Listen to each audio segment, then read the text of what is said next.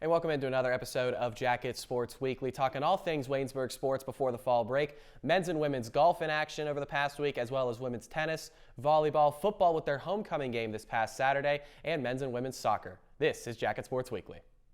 Welcome to Jacket Sports Weekly, Waynesburg University's weekly sports show where we cover the best of the best in athletics.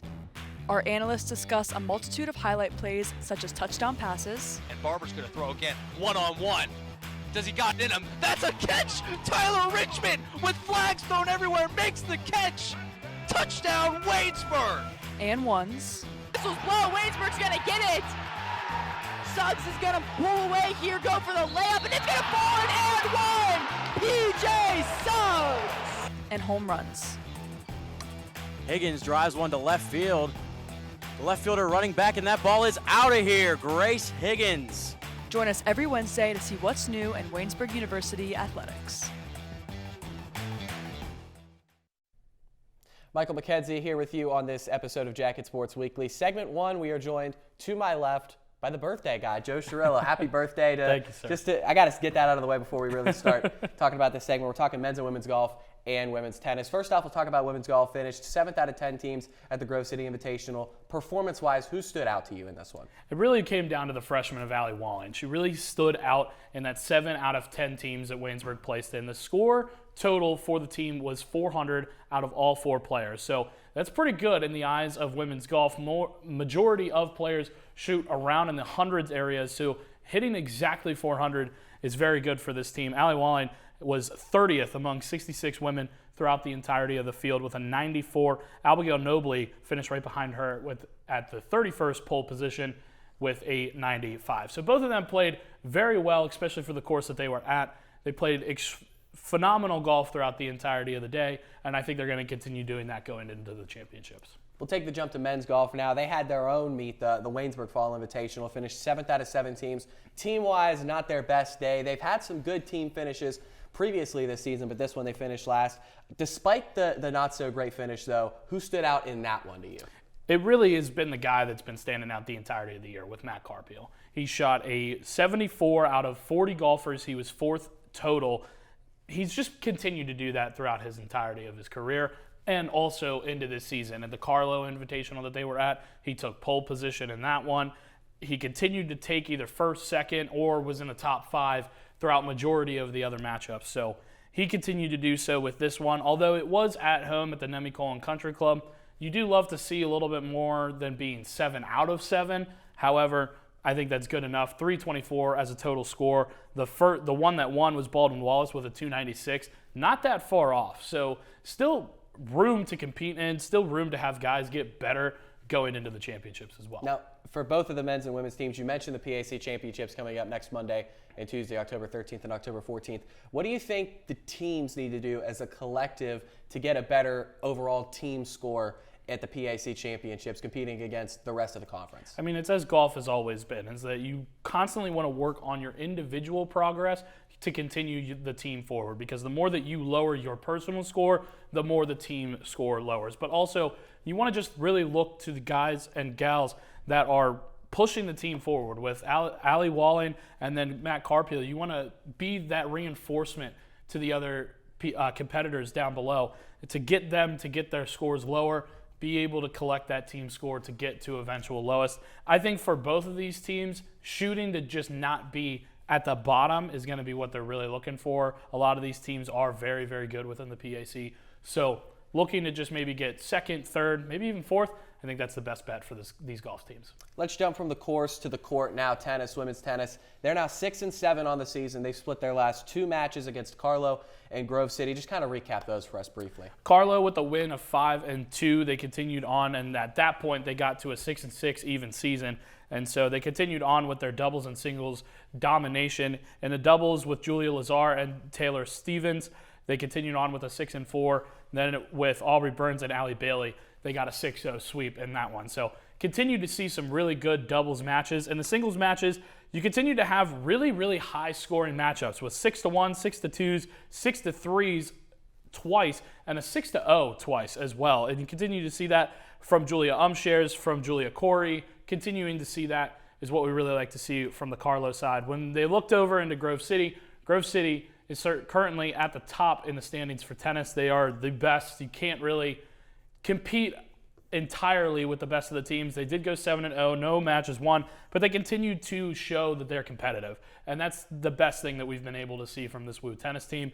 Continuing to do that throughout their entirety of the time, I think is just what we need to see for the rest of this season, going into their final matchup against Washington and Jefferson. And you mentioned competitiveness. The 6 wins this season for women's tennis matches their total from the last 6 seasons combined, dating back from 2019 to 2024. What do you think has been the biggest contributing factor to this team having so much more success than recent years? I think it's just been the camaraderie that the ladies have all been able to join within. You have Allie Bailey and Aubrey Burns that have been able to work together as a doubles duo more and more throughout not only this season but in their off seasons, and they've been able to do that quite well. Julia Umshares being a sole leader for the singles and in the doubles categories, continuing to see that go on, I think is really progressing this team and making them get those 6 total wins. Next season, I think they could be a real force of danger going in with the President's Athletic Conference and all the other competition they have going on.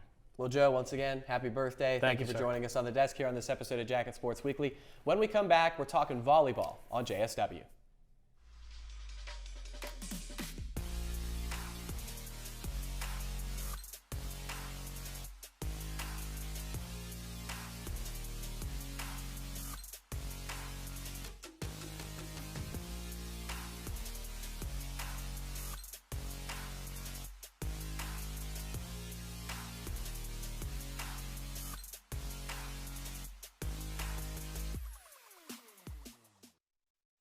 Moving on with Jacket Sports Weekly, talking volleyball now on the desk, and we're joined by Ethan Spozarski to do so. Ethan, thanks for taking the time to join us. Starting off, a couple of losses last week to Franciscan and Hiram in conference play. Just kind of recap those matches for us. Yeah, Franciscan 3-1 loss. That one's a little more demoralizing than the other ones because Waynesburg started out hot. They start out winning the first set 25-20, then they go on to lose the next 3 25-16 each time.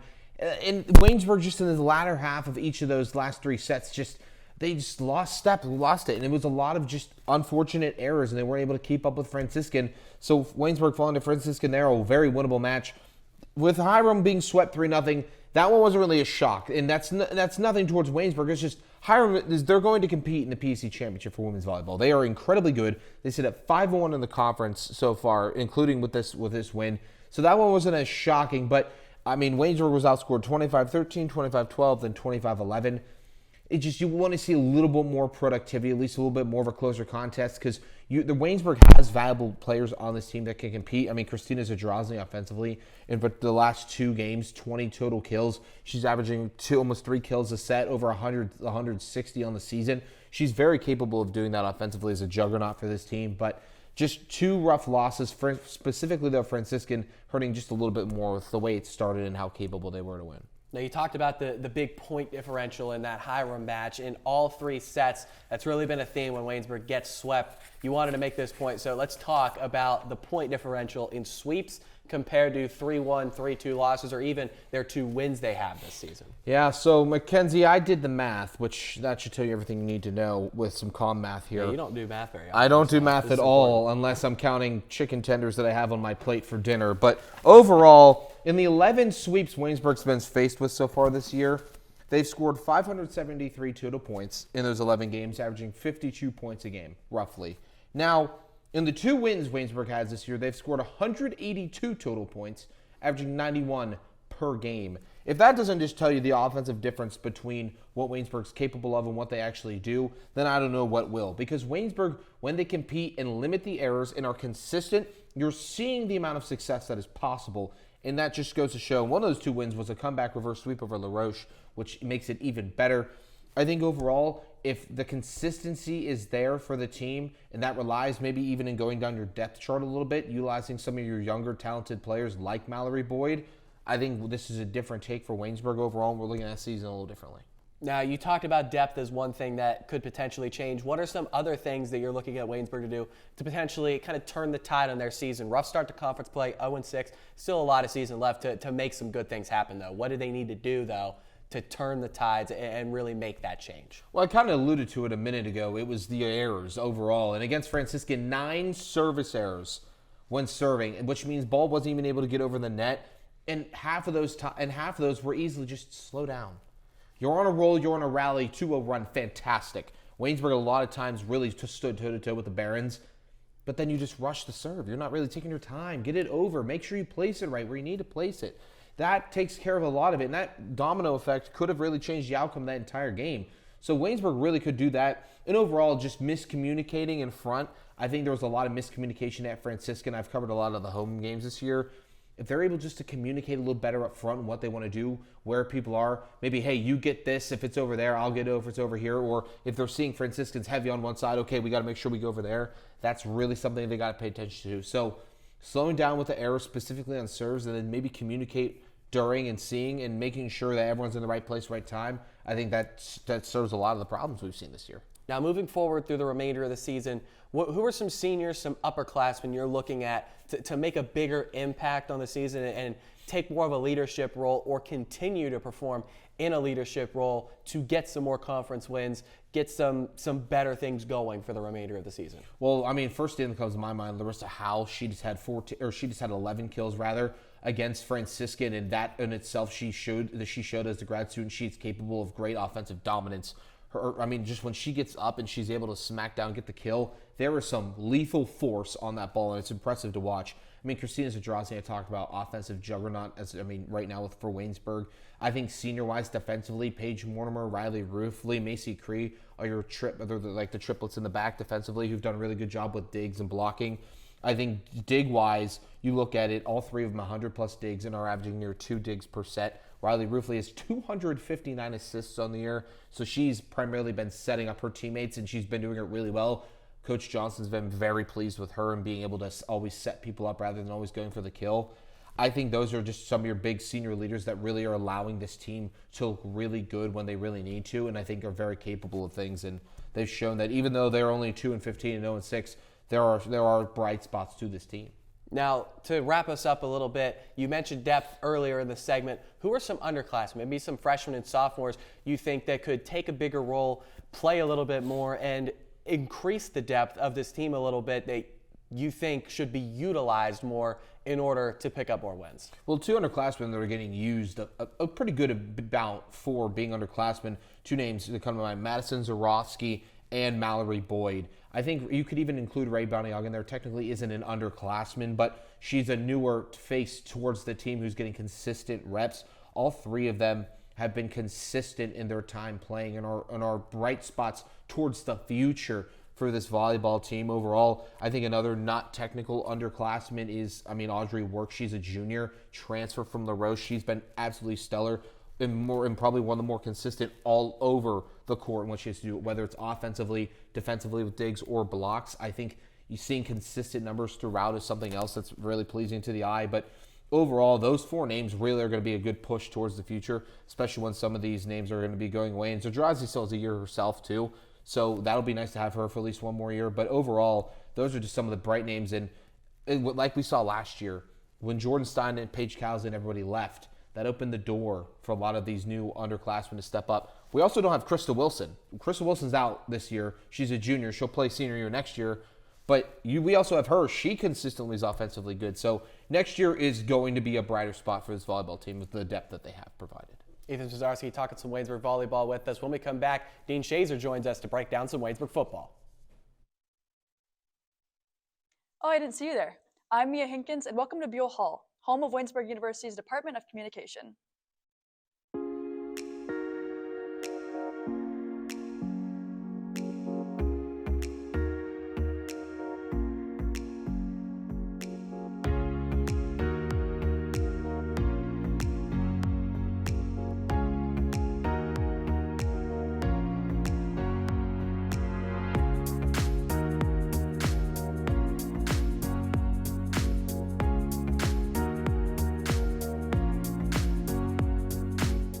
If you visit our campus, you'll have the opportunity to attend some comm classes, enjoy lunch with our students, and watch us in action. We hope to see you here soon at Waynesburg University. To schedule your personal visit, go to waynesburg.edu/admissions/schedule-visit. Come grow with us at Waynesburg University.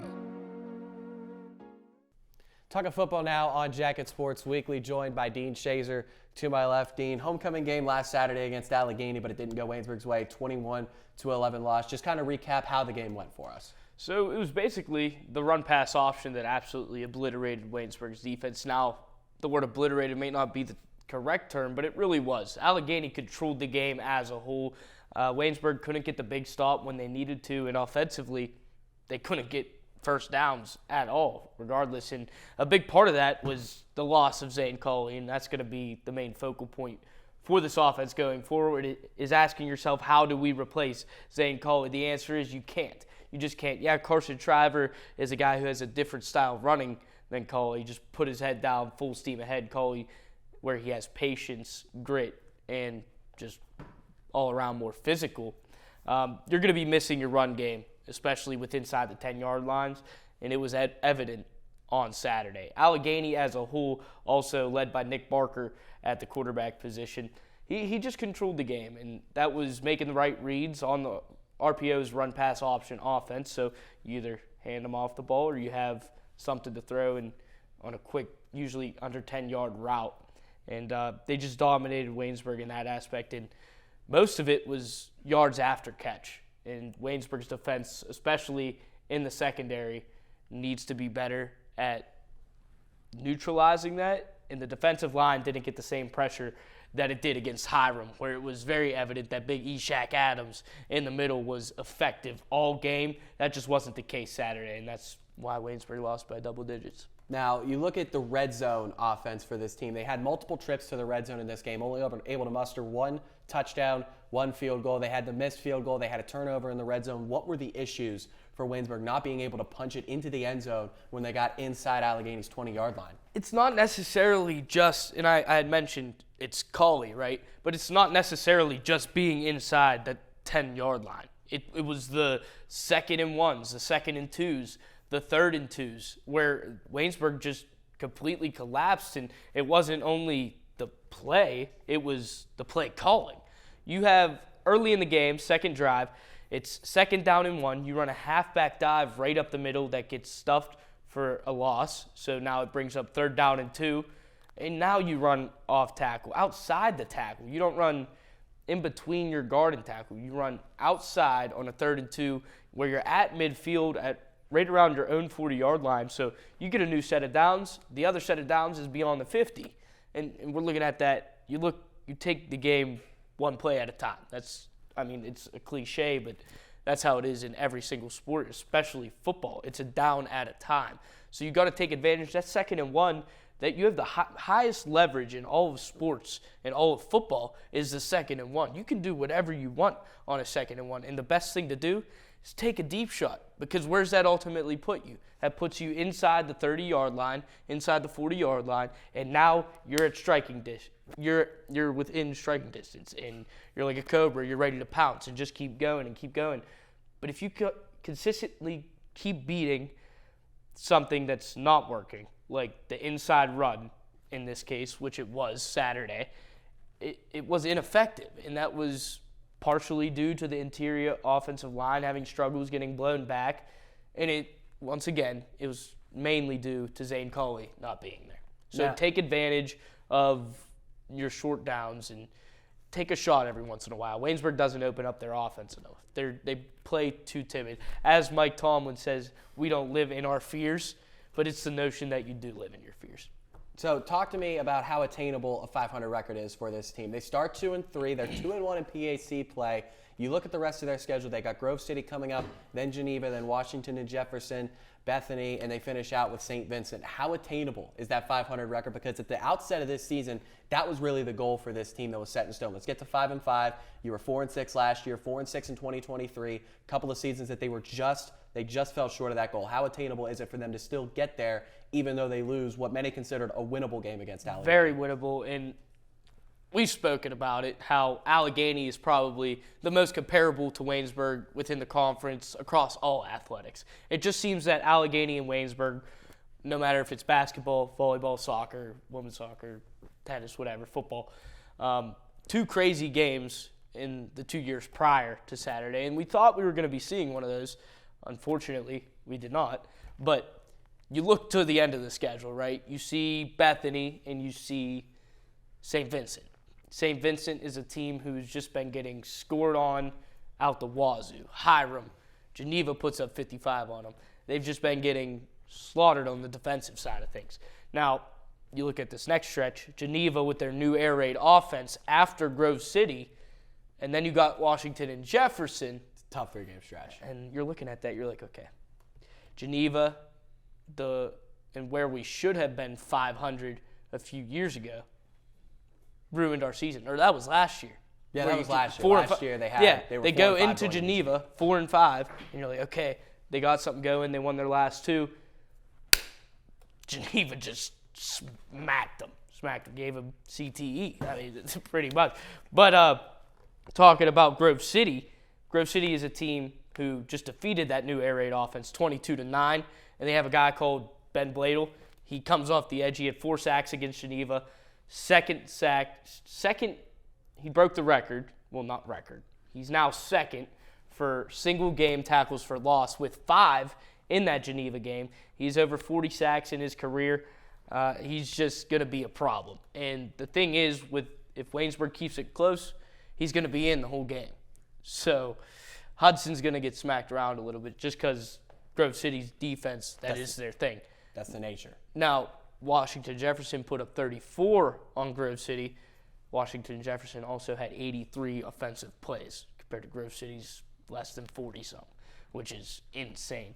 And then you look at Geneva and what they've been able to do in their previous games leading up to Grove City with the new air raid offense, over 300 passing yards a game. It literally flipped. Their game plan was triple option, run game, run heavy, to middle of the pack in the run game and top of the pack to airing it out. So to only hold that team to 9 points just shows the tenacity of the Grove City defense and honestly how they are well balanced at all 3 levels. Now talk to me about the quarterback position to wrap things up. Tommy Burke was the starter for the first 2 games. Luke Hudson saw action in the second half of both of those. Kind of flipped the script for Teal and for Hiram. Luke Hudson the starter. You get Tommy Burke in the latter part of those games. But this Saturday against Allegheny, or this past Saturday I should say, Luke Hudson played all the offensive snaps at quarterback. That was the first time we've seen one quarterback take all offensive snaps. Do you expect that again, or do you expect Tommy Burke to get back into the fray maybe in the second half of a game? That's the way it needs to stand, because if you keep making quarterback changes, your offense will have no flow. The receivers look at who the quarterback is differently. They have different outlooks on who they think should be quarterback and when they're going to be getting thrown the ball and why. Because honestly, with Tommy Burke, there's almost never any true rhythm, just because we've seen him for 8 different appearances throughout his career. He started as a freshman after the injury of Tyler Raines, and then sophomore year it was his, and then junior year Sam Barber has had that battle at the end of sophomore year also. And now you got Luke Hudson, and it's just it's all over the place. And you have to stick to one quarterback. You have to let your team know that this is our guy, or else there's going to be question marks in every other position. Now, every other guy is scared to lose their job, and they're going to play scared. And that's not just – it starts at the quarterback position because it's your team leader. Your team leader is the quarterback, and if you have question marks there and you're the 4th-string D lineman who gets 30% of snaps, you're like, well, who's next for me? Like, what's going on here? So when there's no true rhythm to a system and no true answer to who your guy is, then that's why the 500 season is your goal. Because your goal should always be to win the championship. But when your goal is to have a 500 season, these are the problems you have to start looking at. Dean Shazer talking Jacket football with us. They play at Grove City this coming Saturday. He'll actually be on the call on WCYJ That's right. FM. When we come back, we're talking men's and women's soccer to wrap up the show.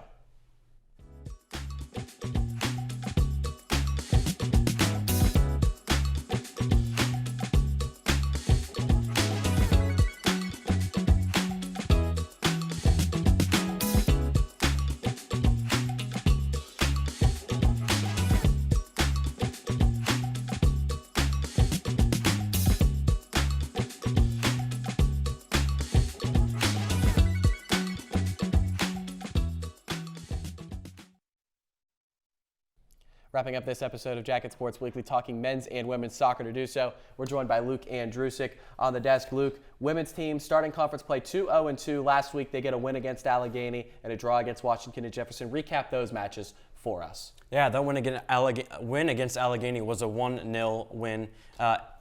Away at Allegheny, the lone goal coming from Reagan Mittendorf, that being her 7th on a penalty kick. And at Washington and Jefferson this past Saturday, it was a tie at 2-2. Jules Moorbacher scored both goals for the Yellow Jackets, making it 10 overall for her on the season. The Yellow Jackets led 2-1 with just 10 minutes remaining in this game, giving up the lead with just over a minute remaining, having the final score being 2-2 and a draw, giving it their second draw in PAC play. This was the worst game for the Yellow Jackets, I'd say, so far this season, and the goalkeeping, Alexis Greenleaf, which is insane to say because they've played really well, only allowing 2 goals, only allowing 3 shots on goal in that game against Washington and Jefferson.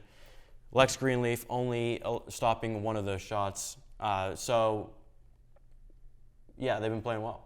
So they're 2-0-2. They're 2-0-2 to start the season. I mean, yeah, they are playing well objectively. They're 4th in the conference standings so far, and that speaks to how top-heavy the PAC is, at least in women's soccer, to start off this season. We do have a lot of conference play left, but how attainable is the goal of a PAC championship for this women's team? I think it's very attainable. Currently, they have the most goals scored in the PAC with 47, and they have allowed the least amount of goals, only allowing 4 goals so far in 11 matches, I'd say. So that's pretty good. The way they're playing, if they keep that going, currently sitting 4th with just Chatham, Grove City, and St. Vincent, future opponents, ahead of them, I think they sit in a prime position to overtake them. Now, you talk about this team being the best in goals allowed and goals scored. What do you think has been the biggest reason for this success? Obviously, they've had really good goalkeeping play from Alexis Greenleaf, really good defense. They've kept her relatively fresh, and she hasn't had to do too much work, and the goal scoring has been there. Jules Moorbacher and Amanda Pepe in particular, but there's been a number of goal scorers on this team.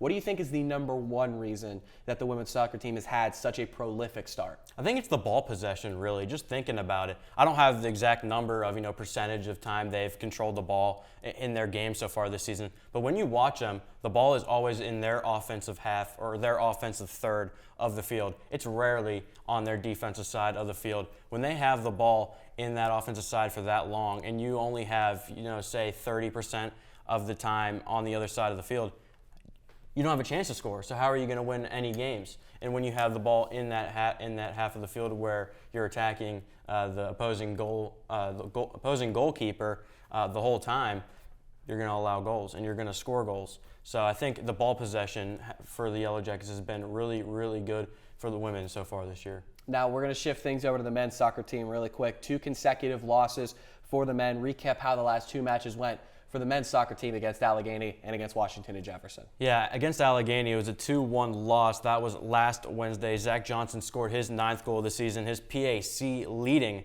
9th goal of the season. And this was an upsetting game, only scoring 1 goal against Allegheny, who has allowed the most goals in the PAC through however many games we are so far. And this game against Washington and Jefferson was a 1-0 loss. It was 0-0 until about 13 minutes remaining when Washington and Jefferson would score that first goal, giving them that 1-0 lead. I think this offense has shown us a lot of promise early on in those non-conference games, and I don't think they're showing it so far in these PAC games, and I think that is what really has been the downfall these past 2 games at least. They're 1-2-1 to start the season towards the bottom of the conference standings, but again, there's a lot of season left for this men's soccer team. How do they bounce back? How do they start to rise up the standings and get into that top 6 for playoff contention, obviously knowing that the top 6 teams make the playoffs in men's and women's soccer for the PAC? Is it that offense, or is it something else that they need to improve upon, step up their play with to get back into the playoff picture? I think it's turning their defense into offense because, as you see in these games, these scores we've listed, they're not giving up too many goals.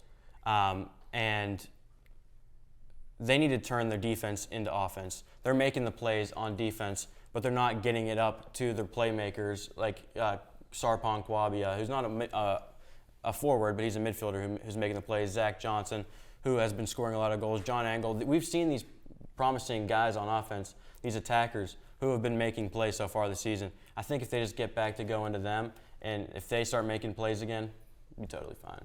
And I could see them making a push again, another playoff. Both teams I could think could make the playoffs this year, and that would be very exciting for us in the comm department. Both teams have St. Vincent coming up this Saturday. Let's wrap up the segment talking about that game for the women and the men. What do they need to do to pick up wins against St. Vincent? In the women's case, to keep pace. In the men's case, to really, again, catapult them towards that top 6 in the standings. Well, St. Vincent are very good, both sides, both men and women. On the women's side, they're 10-1-1, 4-0-1 in the PAC. They've won their last 4 games. Waynesburg is 8-10-2 all time against St. Vincent, losing last year 3-2. Mittendorf and Pepe scored the goals in that game. So Waynesburg, as we've mentioned, this Waynesburg team is number 1 in goals for and goals allowed. This St. Vincent team is number 2 in goals for and goals allowed. So I think these are the two best, statistically the best 2 teams in the PAC women's soccer standings playing here this next Saturday. So I think this is going to be a really exciting game. They have players like Emma Kohler, Lexi Graham, and Jordan Kirkwood who fill up the leaderboard alongside our girls like Moorbacher, Mittendorf, and Pepe. So they have a lot of goal scorers and a lot of good defense, a lot of good goalkeeping. It's going to be a close game, and I expect another tie. That's going to do it for this episode of Jacket Sports Weekly. Thank you so much for tuning in. Stay tuned on our WCTV YouTube page and social media platforms for more Waynesburg content.